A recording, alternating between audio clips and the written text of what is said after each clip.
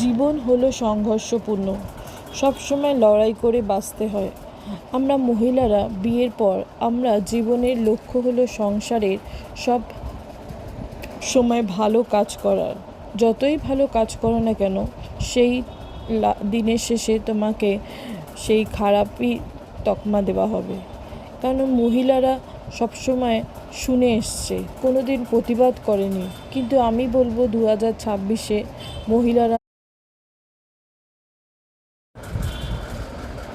আমরা সবসময় ভাবি জীবন হচ্ছে সংঘর্ষপূর্ণ, কিন্তু আমরা আমাদের যদি ছোট ছোট জিনিসে খুশি থাকি, ভালো থাকি, সবাই একসাথে, যারা তোমাকে পছন্দ করে তাদের সাথে বেশি সময় কাটাও, ভালোবাসো, ঘুরতে যাও, ছোট ছোট ট্যুরে যাও, দেখবে অনেক মনটা ভালো লাগবে।